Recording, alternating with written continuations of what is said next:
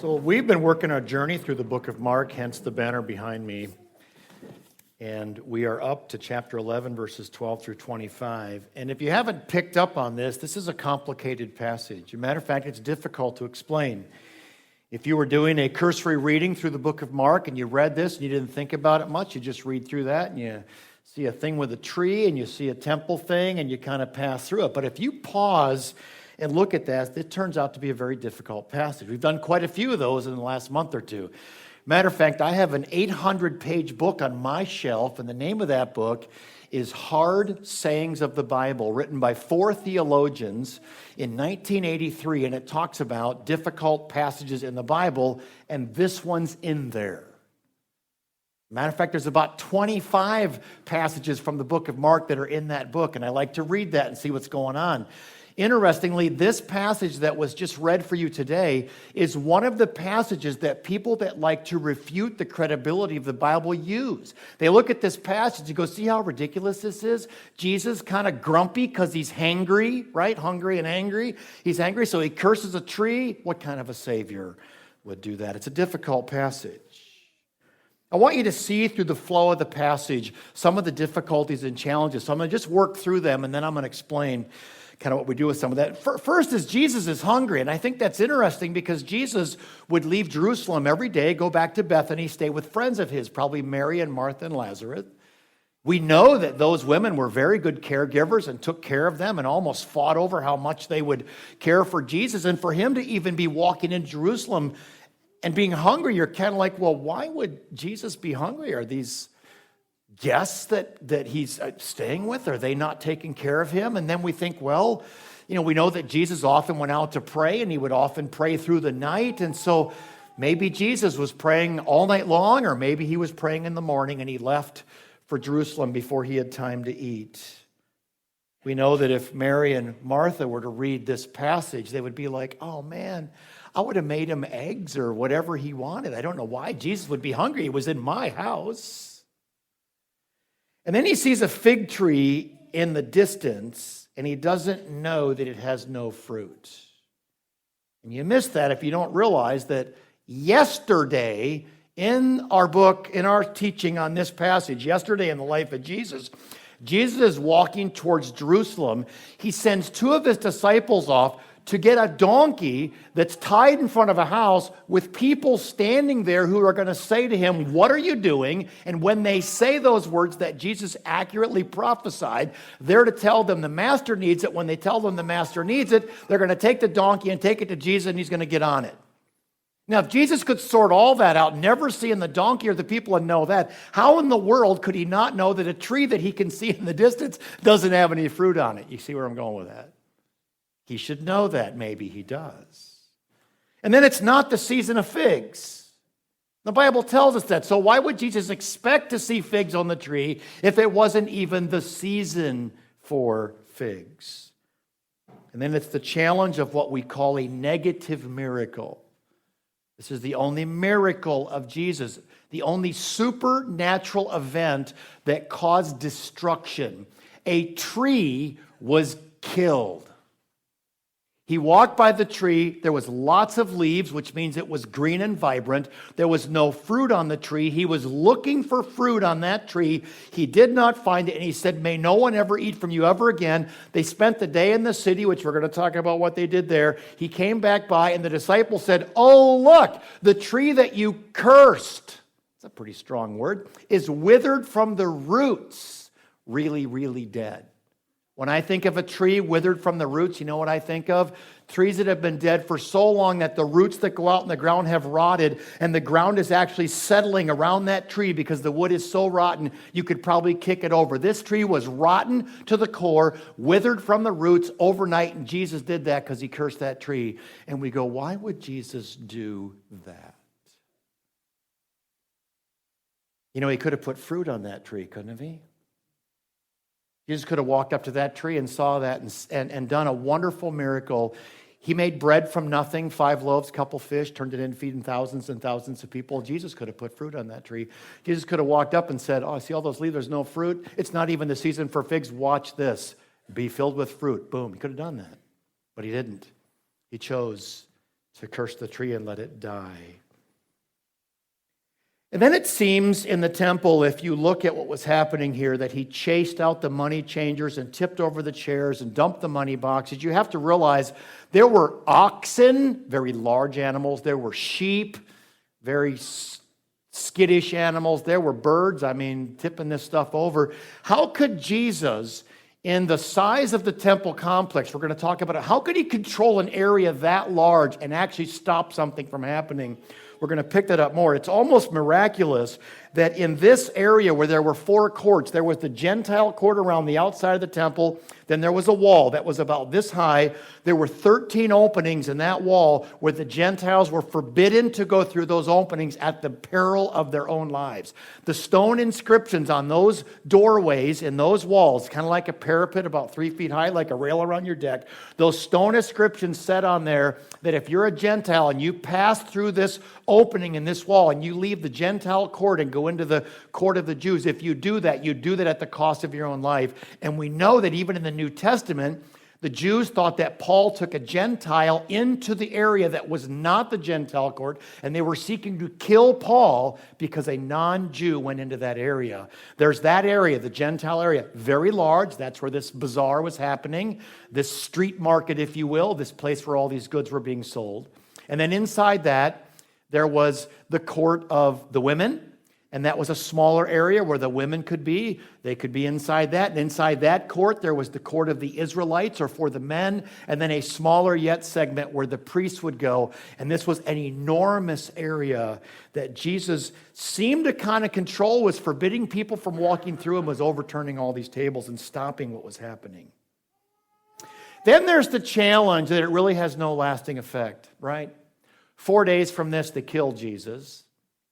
Jesus rises from the dead, he's resurrected, and they make up stories to cover that. And the temple probably goes back to business as usual for 40 more years until it is completely annihilated and destroyed and leveled at the peril of tens of thousands of people.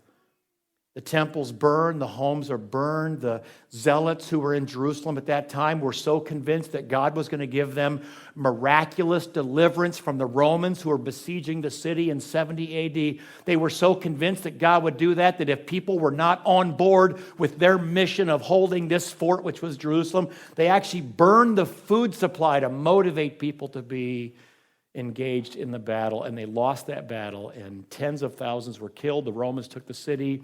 The temple was completely leveled so much so that barely one stone stood on another, and happened the same day that it happened in 586 BC when they were taken into the Babylonian captivity, that temple. So this place really had no lasting effect of what Jesus did, so why did he do that? And then we have to couple the teaching and the healing of Jesus, which he was doing in the temple, with the chaos that he was creating. So he's tipping over the tables and chasing out the oxen, all this stuff is happening, and yet he's teaching the people, and they were listening to him, and he had authority, and they were amazed by his teaching, and he was healing people. The other Gospels and parallel passages say they were bringing people to him, and he was healing. So he's healing, and he's teaching, and he's tipping over this stuff and chasing people out.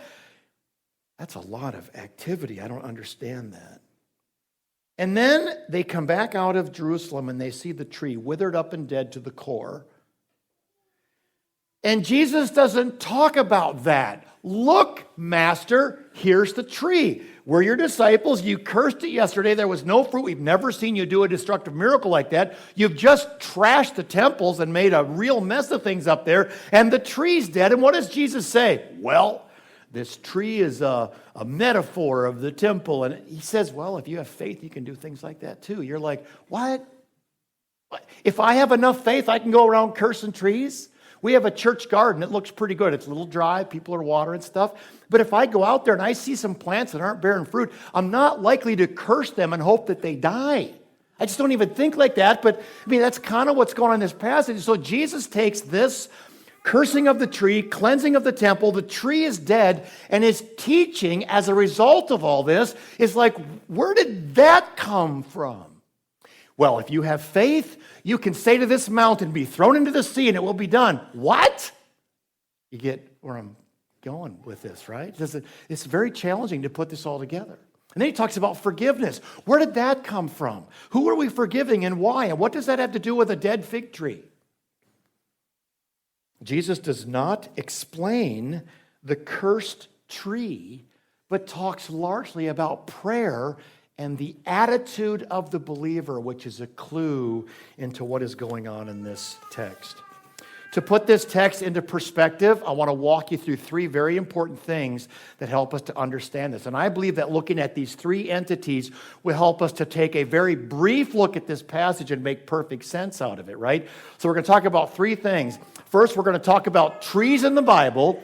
Then we're going to talk about prophets in the Bible, and then we're going to talk about the temple. When we stitch together an understanding of those three things, I think it'll make sense. So the tree is an ever-present metaphor in the Bible from cover to cover, and you know that's true.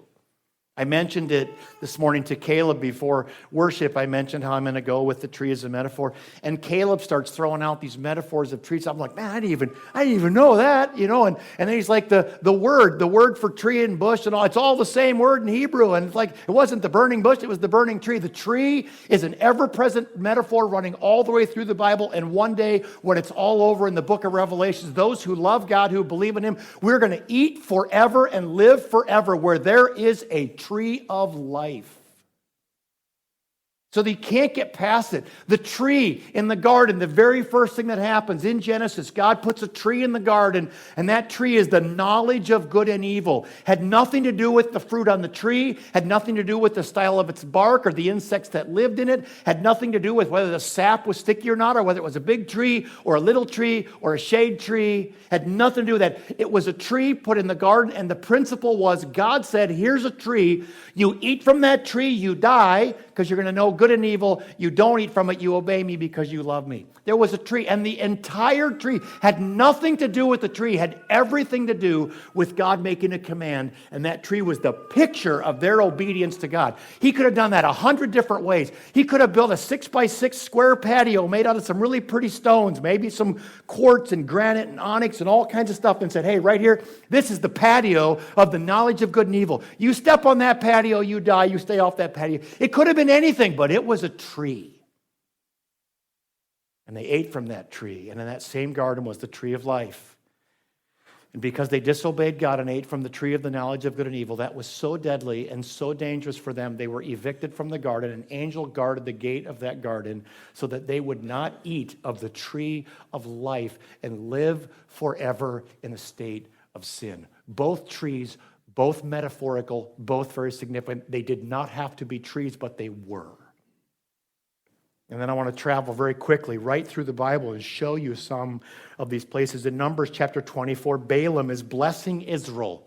And he goes to bless Israel, and he said, like valleys spread out, like the gardens beside a river, are the trees planted by the Lord, like cedars beside the water. What is that? That's his people, the people he loves, the chosen people of Israel. And that's Balaam prophesying and blessing the people. In Psalms chapter 1, blessed is the man who does not walk in the way of the wicked, nor stand in the way of sinners, nor sit in the seat of the scornful. But his delight is in the law of the Lord, and in his law he meditates day and night. He'll be like a what? A tree planted by rivers of water that bears fruit in due season, whose leaf does not wither. You love God, you obey His word, you avoid sinners or the sin of sinners. You're going to be like a tree with your roots sunk deep in the living water.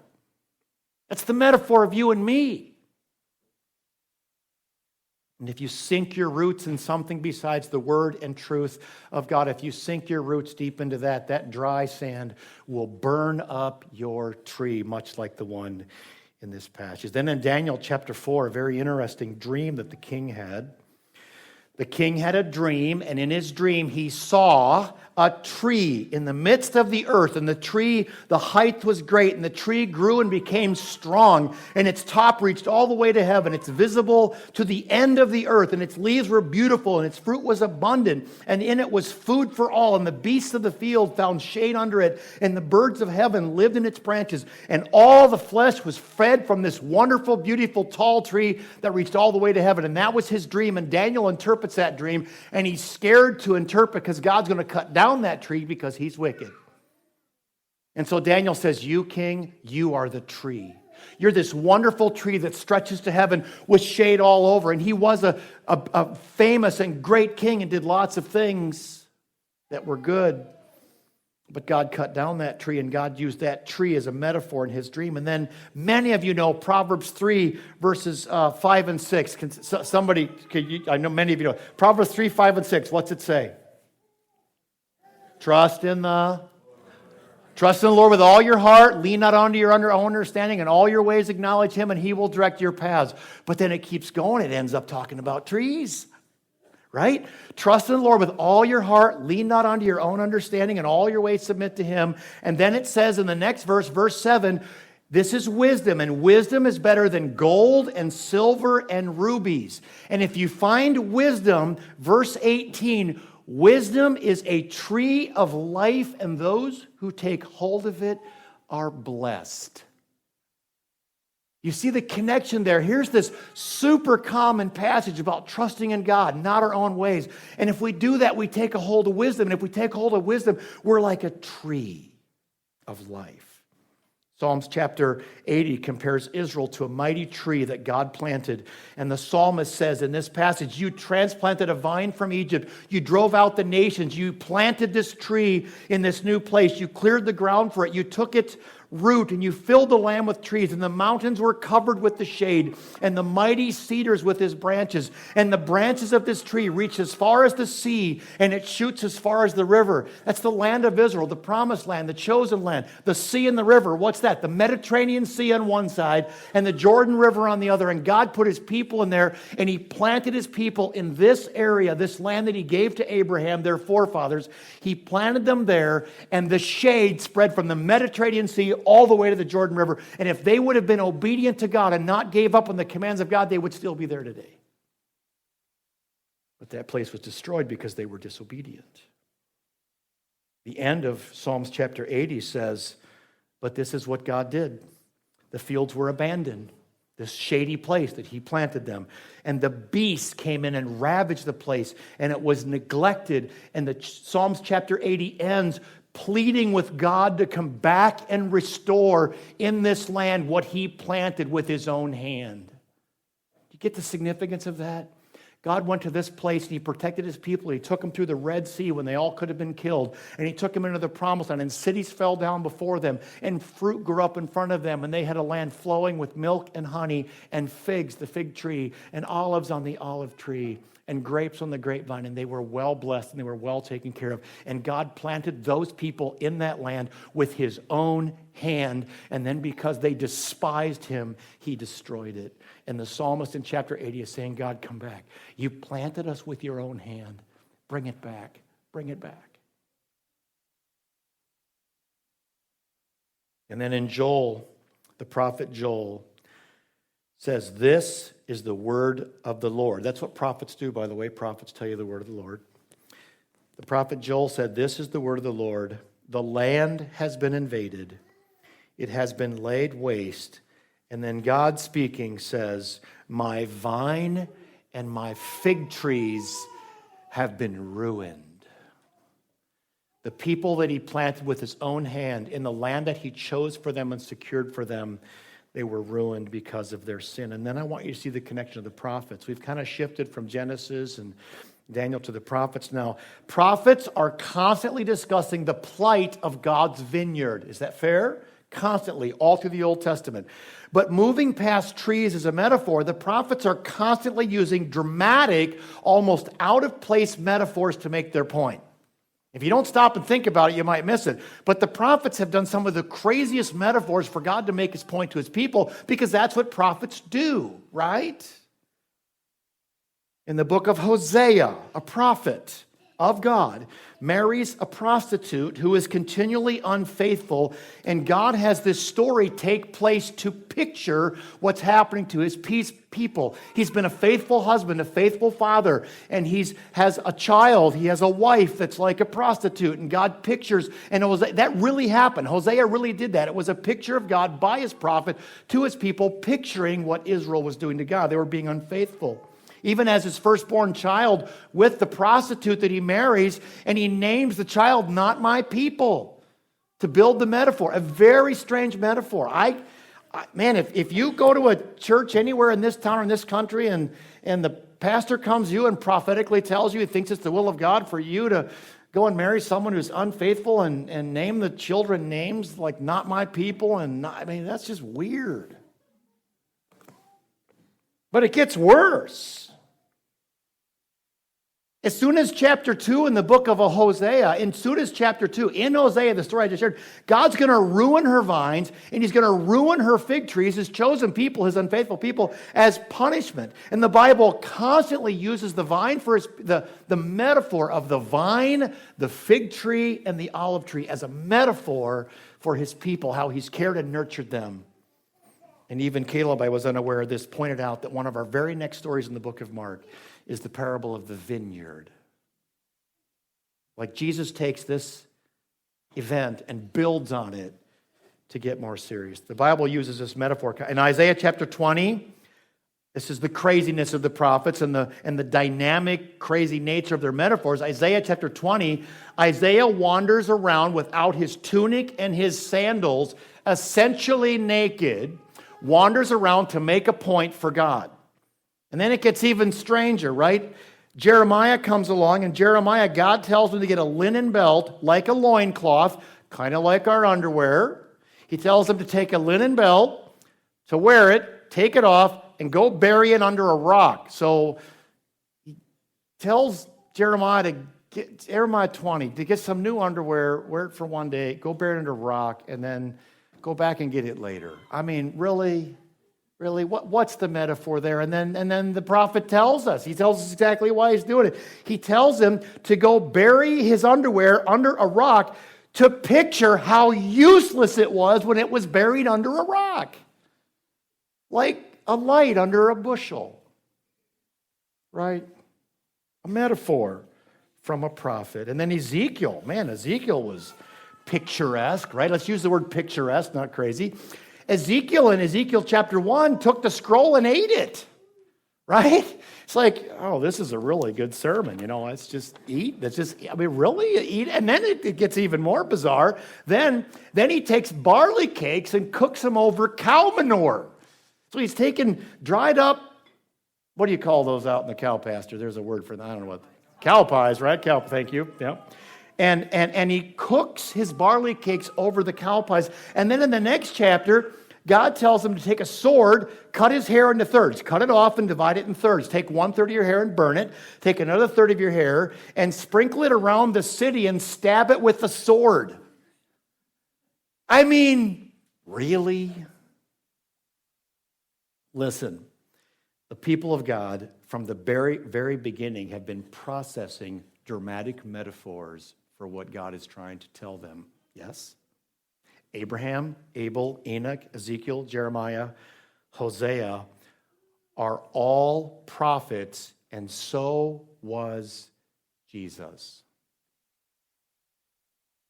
We know that Jesus was a prophet because he said he was. A prophet speaks the words of another on behalf of God. Jesus referred to himself as a prophet when he said that a prophet is not without honor except in his hometown. He was referring to himself. I'm a prophet when I'm in my hometown of Nazareth, where they tried to run him off a hill and kill him. He said, there's no honor there. At the triumphal entry, I think that was a sermon that we just had recently. At the triumphal entry, people said, who is this? And the answer was, this is the prophet from Nazareth. Get this, not a prophet. This was not a prophet. They said, this is the prophet. This is the one. Deuteronomy 18. Moses said he's going to come from your own people. This is it. This is the prophet. And so here is the prophet. Prophets known for dramatic metaphors, which the children of Israel have been seeing for their whole lives. It's the prophet that Moses predicted would come from among you, and here he is. So we have the metaphor of the tree. We have the prophets with their extreme metaphors, and then we have to understand the temple.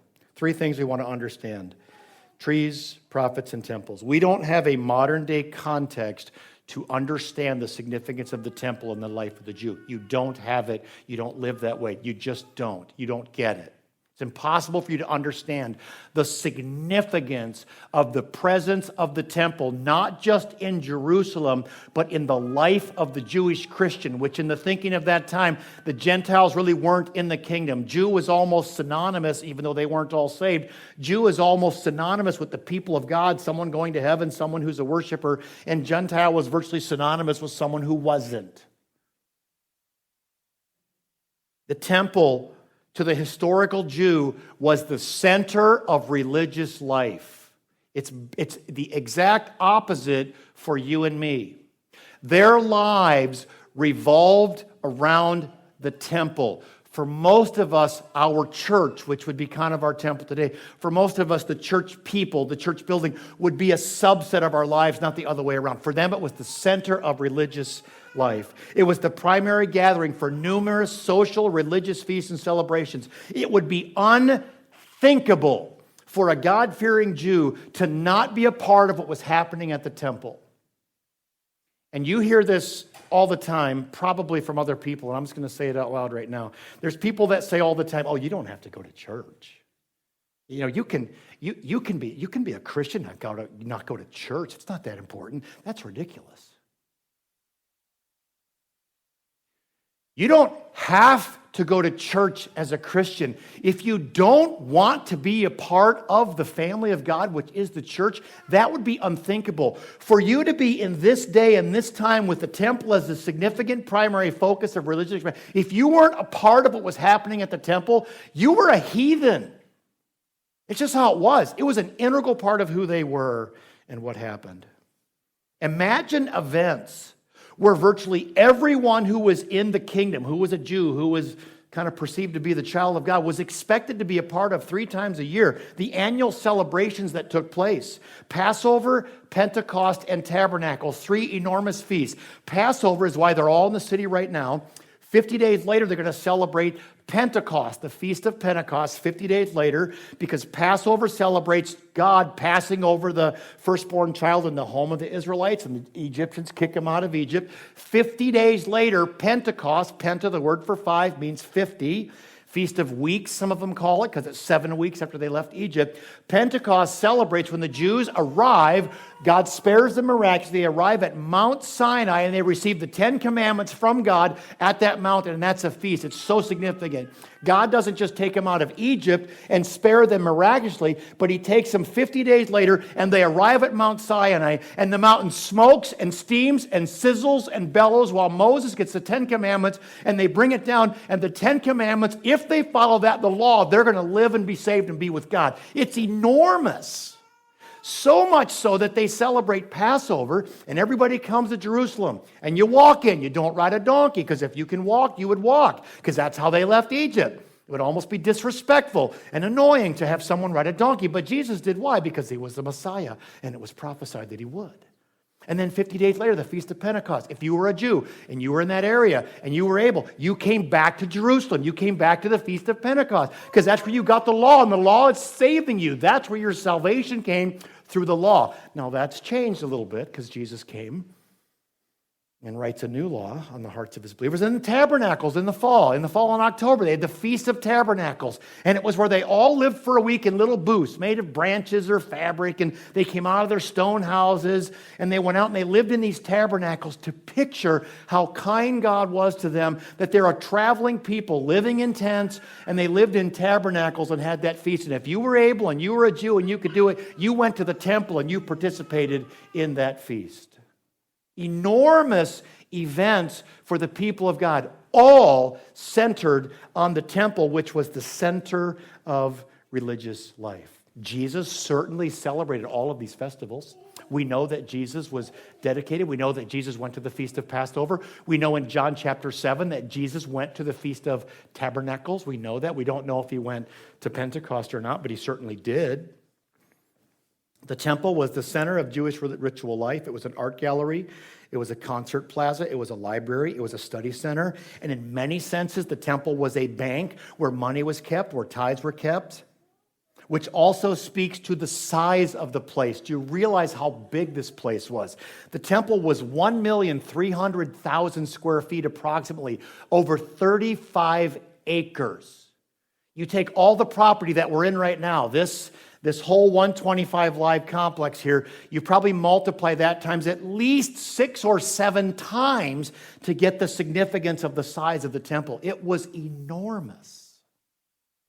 Not only that, there was 25 acres of dedicated property outside the temple just for the people to live on for free who worked in the temple. 20 or 25 more acres of homes a lot tinier than yours, all stacked together in a row, just for the people that served. This temple was an enormous part of the life of the Jew. And it was the place where God spoke to his people. You get that? It was the place where God spoke to his people, and people heard from God. And you might think, well, that's ridiculous. You can talk to God anywhere. Yeah, you can. But sometimes when people are in a really hard spot, you know what they do?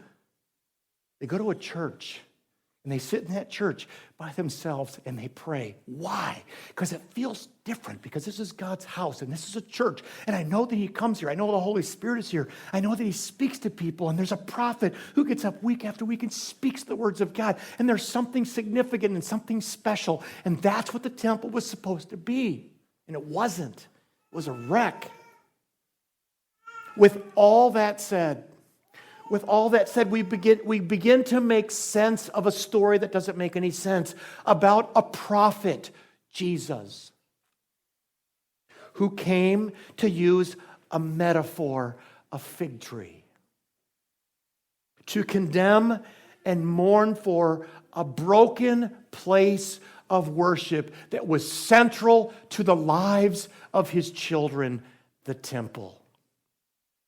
And if you understand the metaphor of the trees, and that Jesus was the prophet, and the way they use extreme metaphors, and the significance of the temple, and you put that all together, and you reread this, and you see Jesus walking into Jerusalem with a fig tree right there, the picture of what it looks like to have his people, but there's no fruit, there's nothing happening, there's no good, and it's cursed.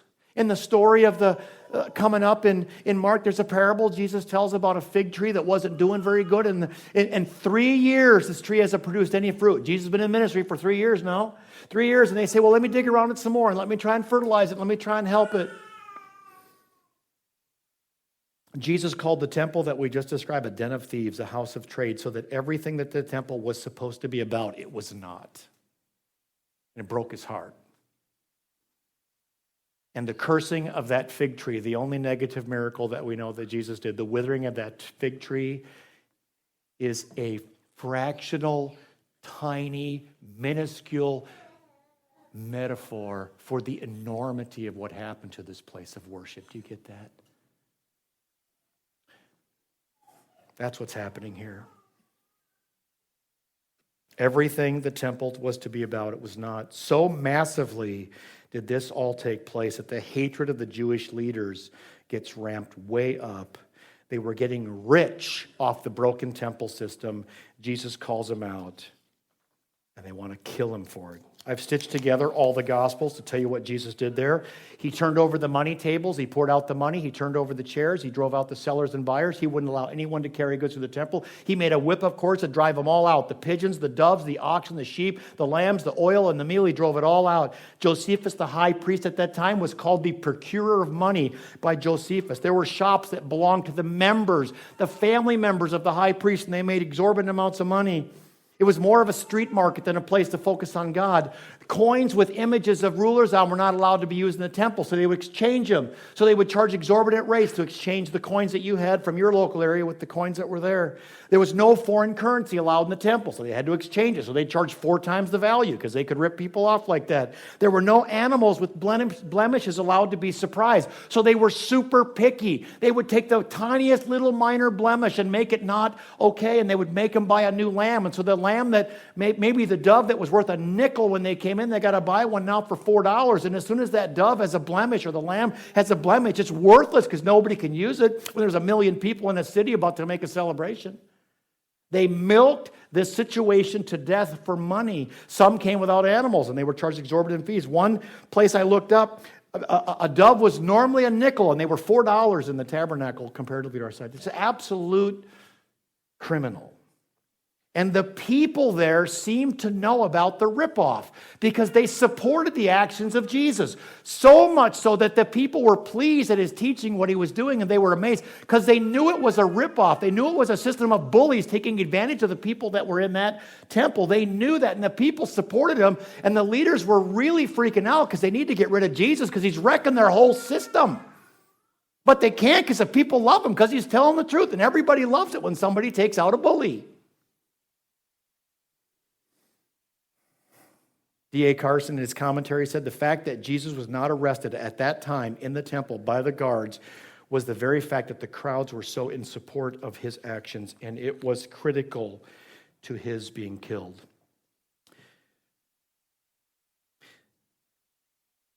I've got to figure out what to skip right here. Matter of fact, we haven't gotten to our points yet. Let me just give you the 4 points. I think there's 4 takeaways that we could take away from all this. I want you to see it, though. You get that? The trees, the prophets, the temple. Jesus walks in. There's a tree. Here's going to be a great word picture. He's going to go ahead and cleanse the temple. He's going to come back out. The tree's going to be dead.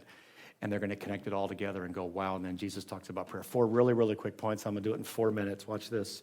Number 1, 4 questions for you based on this metaphor. Number 1, is your tree bearing fruit? In your Christian walk, in your life, in your relationship with your church, with God, is your tree bearing fruit, or is it all leaves? It is possible for us to be in here right now. We can do Northbridge Church, and it can be all show, all leaves, all for nothing. We have to make sure that the fruit that God wants to bear in our people, among us, the fruit of the Spirit, love, joy, peace, patience, kindness, goodness, long-suffering, faithfulness, gentleness, self-control, all those. We want to be bearing those things. We want to be bearing the fruit of the Spirit. Is your tree bearing fruit? The temple was all motion with no meaning, all activity without understanding. It was a temple without God. And if we end up as a church without God, it will wither and die. I don't know if you know this, but the churches that go crazy liberal in America, they're the dying ones. They're the ones that aren't making it because God sees to it. Number 2, is your house a house of prayer? You're going to love this. The temple got destroyed, right? Where's God's temple now? It's in your chair. It's you. Right? It's you and me. We're the temple. I'm the temple. You get that? It's very big. The fact that the temple that was destroyed when Jesus gave his life is now you and me. Is your house a house of prayer? You're the temple. It's to be a place of prayer, a place to talk and hear from God, a place to humbly ask, humbly submit to God personally and with others. You and I are the temple. I'm the temple. And it's unthinkable that that dwelling place of God, that is me, that is you, would not be a place of prayer. Number 3 is your faith moving mountains. I wish I had time to talk a lot about this. We haven't seen a lot of mountains being cast into the sea as a result of a lot of faith. Even the televangelists, the faith healers, the word of faith, the people get up out of wheelchairs and they can't even do it. So I don't know what cast of. The only way I can picture this is a faith moving mountains. I'm trying to skip down to the point that I want to make on this. This is a person of prayer having the kind of faith that can move mountains.